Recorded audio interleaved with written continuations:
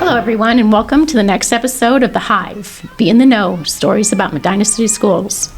I'm Amy Busby, Director of Community Relations for Medina City Schools, and your host for this exciting new journey.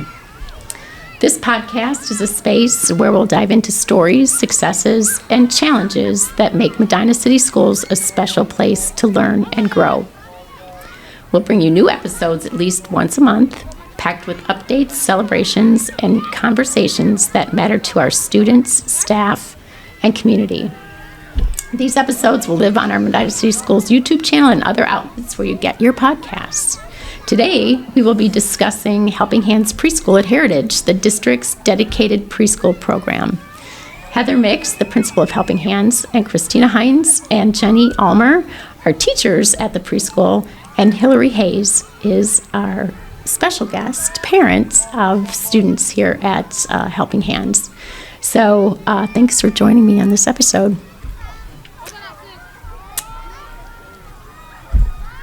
Okay, so we are going to just get an overview of Helping Hands Preschool. Heather, if you can talk to us about what the mission and vision of Helping Hands is, and also maybe highlights the school's commitment to early childhood education and development. Sure. Thanks for having us on the podcast today.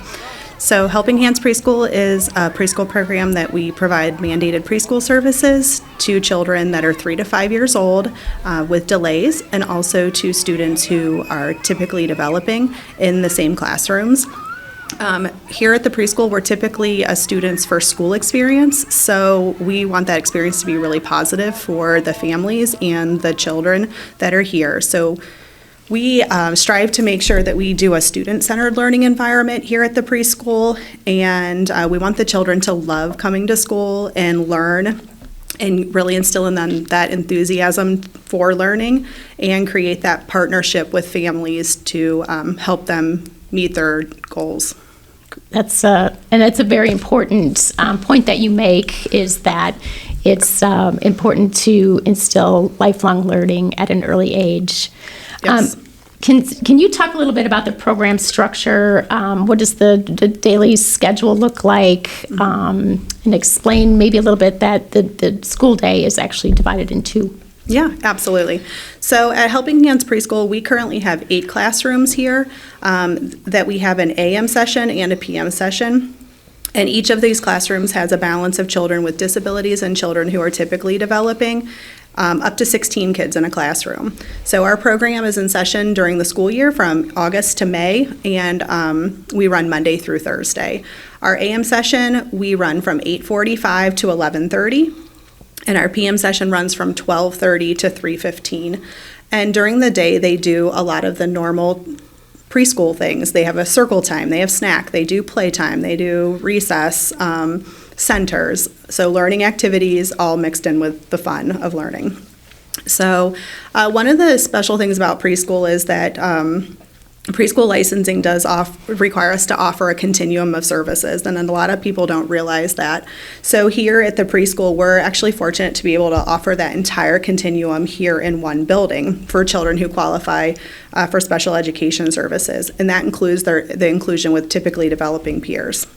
So here at the school this year, we have 1 general education classroom, we have 3 integrated classrooms and 3 intensive needs classrooms and 9 special education classrooms.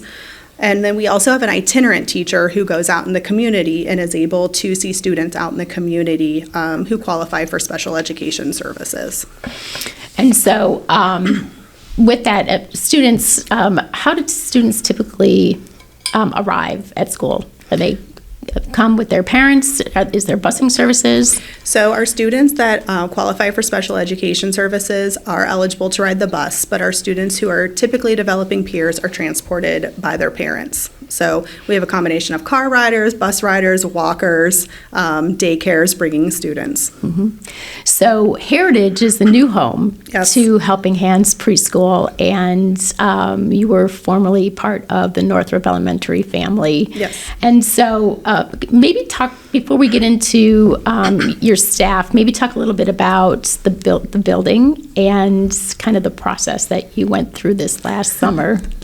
All right, so the building underwent renovations over the summertime, and it was a quick turnaround, but we were able to get 12 classrooms, individual classrooms built here in the building. This building, if you're not familiar with Heritage, was an open concept building. There was no walls, there was no doors. So we now have walls and doors and 12 classrooms.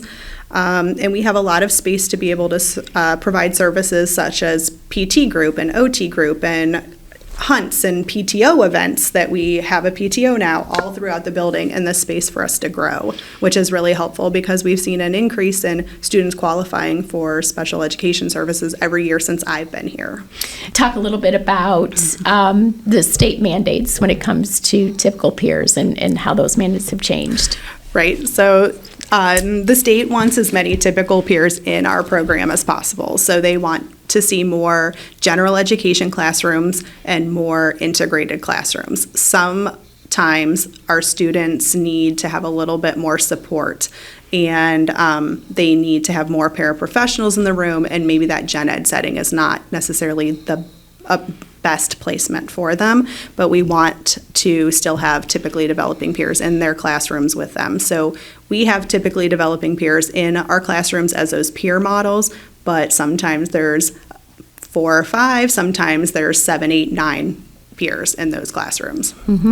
And then, so really that's a big reason why we needed to move your classrooms in your facility to Heritage, and this is kind of a repurposed building based on what we needed to do when we redistricted. So Right. it's really great that we still have students here at Heritage Yes. Helping Hands. So can you talk a little bit about your staff? Who are how does that work? And I know that you probably have, your teaching staff, you have your paraprofessionals, et cetera.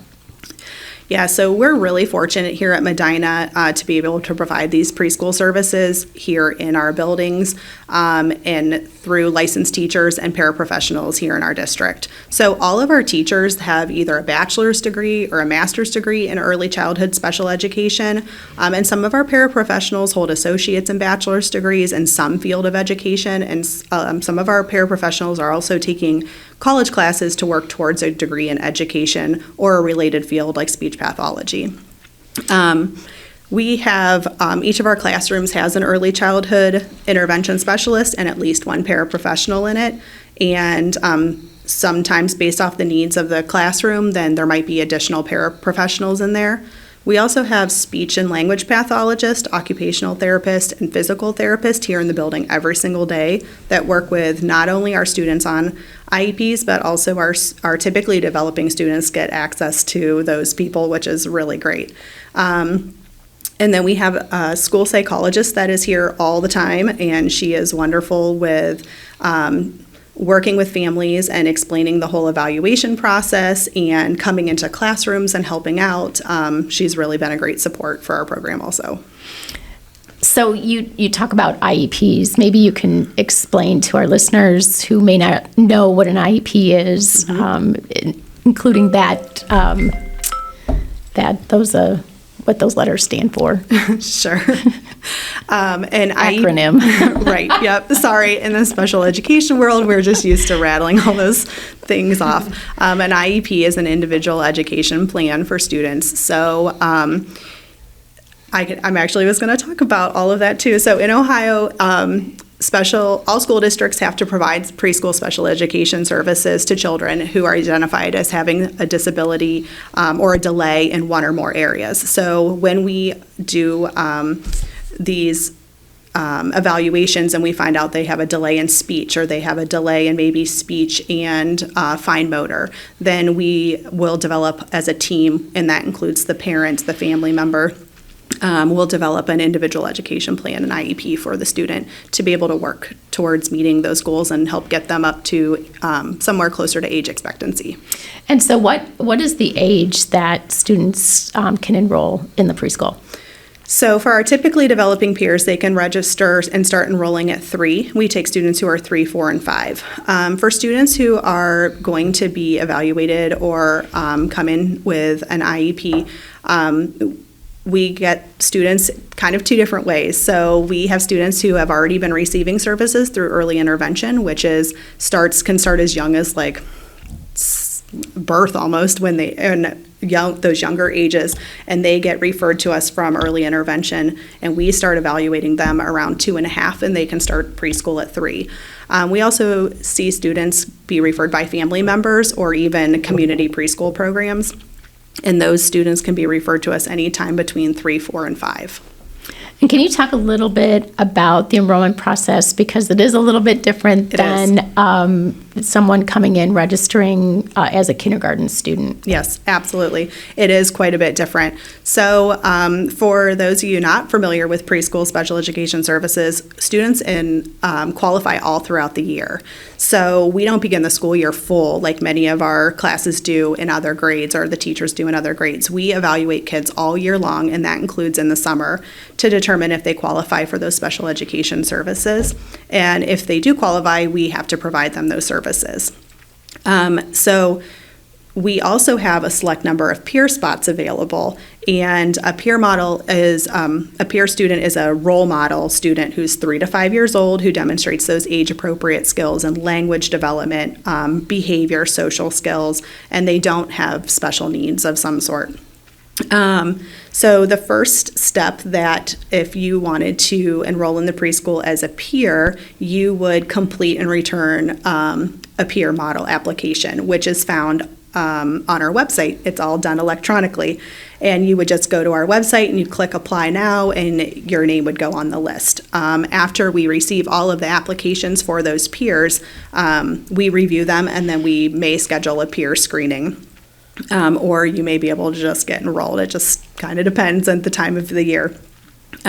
So currently we're full for peers for our 24-25 school year, but I still encourage families, if they're interested, to enroll, because openings can happen at any time, and then they get placed on the waiting list automatically, and when an opening happens, then I just make a phone call and see if they're still interested. But we will be opening up registration for the 25-26 school year January 31st of 2025. So that's right around the corner. I know, time is flying by. Yes. So once they do apply, then in March of every school year, families get a notification letter to say whether they've been accepted into the program, whether we're doing a screening, or if they've been placed on the waiting list. So when it comes to students who enroll as typical peers versus students that need to be on IEPs, a lot of preschools in town are tuition-based. Mm-hmm. Maybe you can talk about how those fees work. Yeah, our peers do pay a tuition to come to our program. The cost is $1,380 for the year, so $1,380, and it is paid on a monthly basis. So they're here for 4 days a week, 2 hours and 45 minutes each of those days. So for about $160 a month, they're getting a preschool experience with licensed teachers, and it's a great experience for them. Mm-hmm.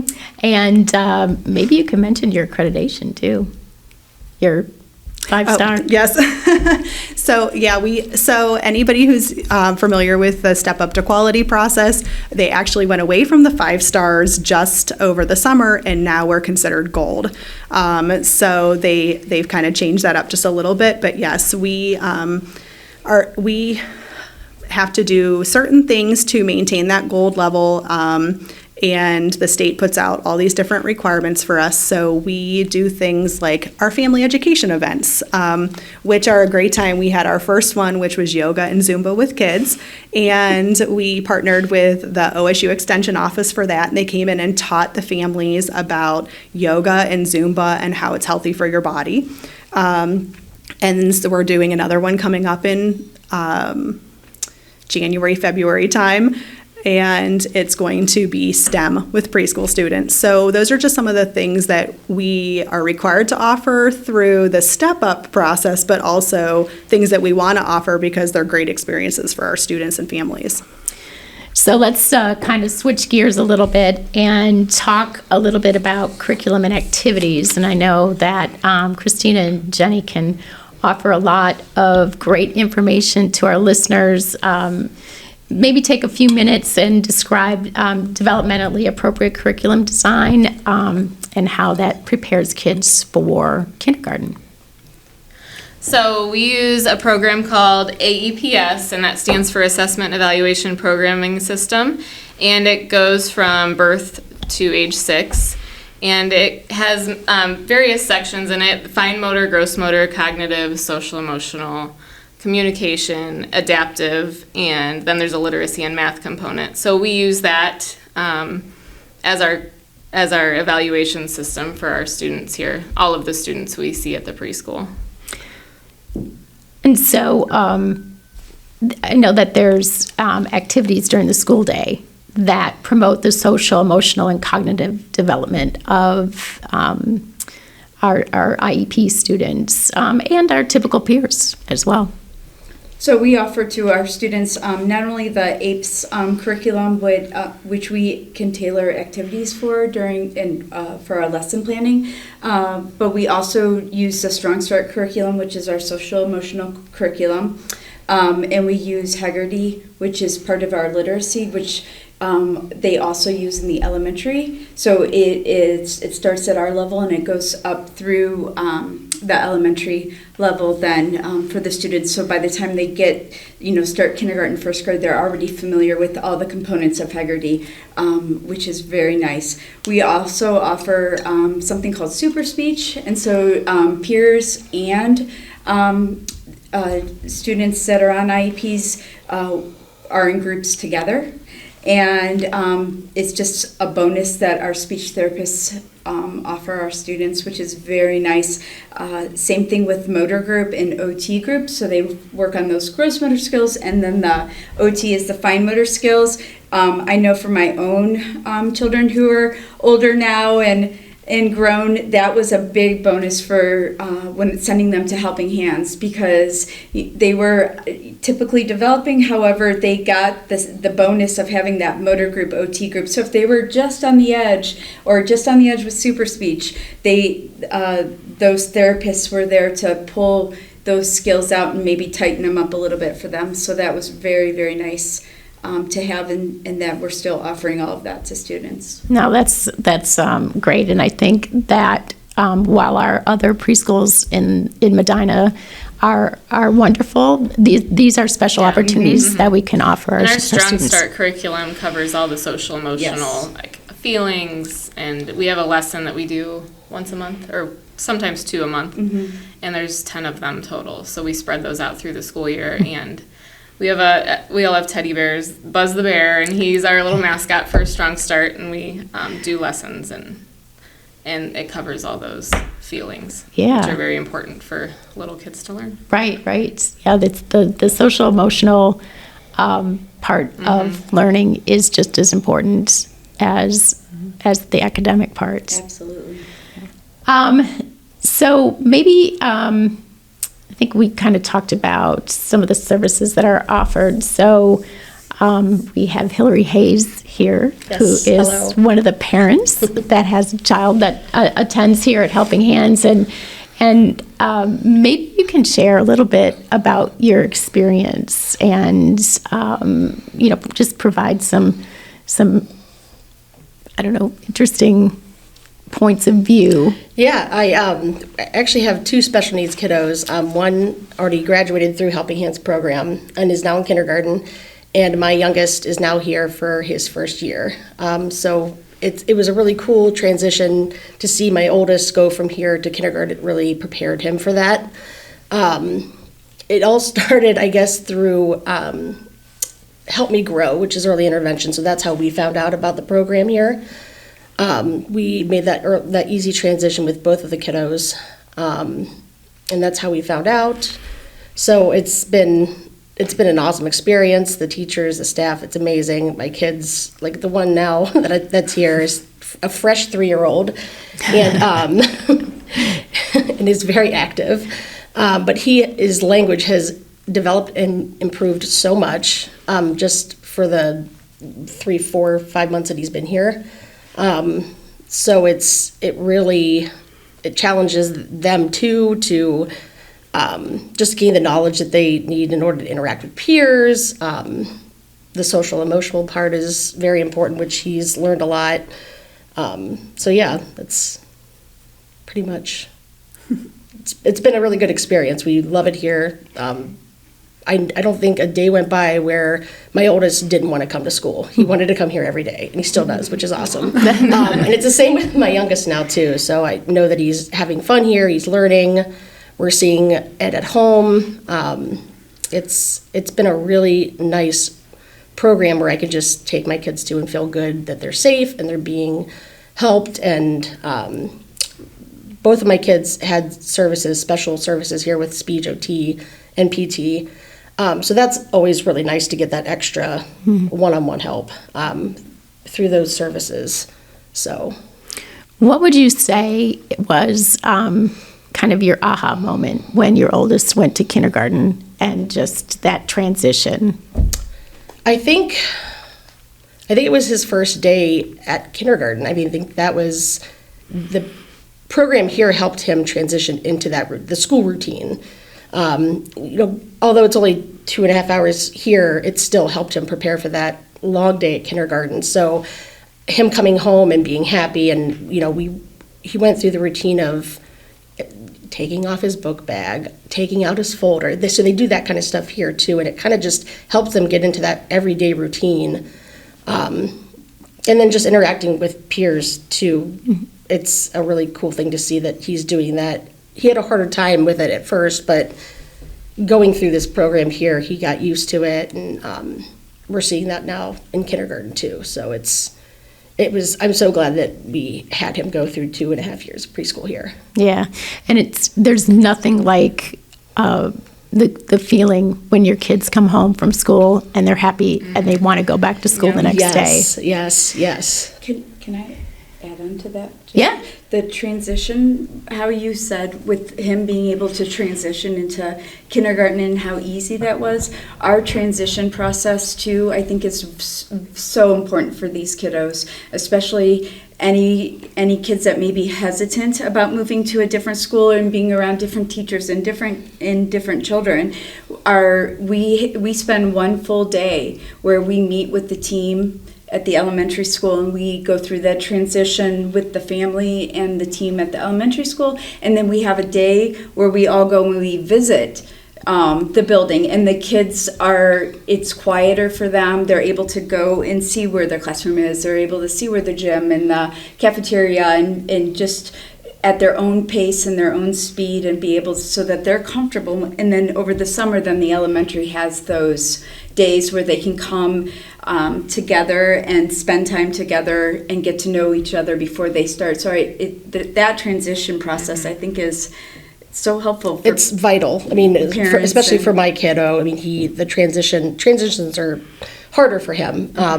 So the fact that we got to go for a day and visit the classroom or the kindergarten, the building, we got to meet some of the teachers, and then we actually got invited to go back a couple more times, just us as a family, to walk around the hallways, so he got used to the hallways. So that was it was awesome. It was super important for us, and it was so simple and easy for us. So it was very appreciated. And all students get it, not just students that may be on an IEP. Typically developing students also, their families are invited to come to that day. And yeah, that's really important, because in the end, that makes everyone feel comfortable. Absolutely. You as the teachers, but also as they move into their new building. Yeah, we don't want to let the babies go either. I know.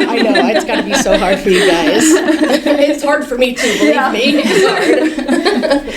Yeah, it's kind of like for like a better term, passing the baton. Right, but- let us fly from the nest. Yeah, that jump's a big one. Yeah. School's a big one, yeah. I think I cried during preschool graduation last year. We all cry. Preschool graduation, kindergarten graduation, fifth grade graduation, eighth grade graduation. You know, it's just it's a whole thing. Through their entire lives, you will cry at their graduation. All right, so. Heather, maybe you could share a little bit about if people are interested in learning more or enrolling here in the preschool, kind of how they can get in touch with you. If you would like to register as a peer student, you can visit our website and click on the Apply Now. And that's open for right now for this school year to get on the waiting list. For next school year, that opens up on January 31st. And if you still are maybe interested in seeing if a spot opens for this school year after January 31st, you can call. Our direct number is 330-636-4400. If you have concerns about your child's development and you're wanting to see if maybe they're delayed a little bit in speech or they could benefit from some special education services, and you can reach out to us and talk to us about that. We'd be happy to schedule a screening and talk to you about that process. And then we're located over in the former Heritage Elementary Building over on Guilford, which is 833 Guilford Boulevard. Yep, and our district website is www.medinabees.org. And when you're on the site, if you click on the tab at the top that says Our Schools, you will find Helping Hands right there. Yes. So great. This has been an awesome conversation, and I think it's been a lot of really great information for two reasons. One, many people don't know about Helping Hands or the programming and services that are offered here. So I really appreciate you guys taking your time to do this, and it's just been excellent information. So I hope our listeners have found this valuable, especially those families who are looking for options for their early learners. To our listeners, thank you for joining us for today's discussion. We'll see you with more stories, updates, conversations next month. Until then, stay curious and stay connected. This is The Hive, Be in the Know, stories about Medina City Schools.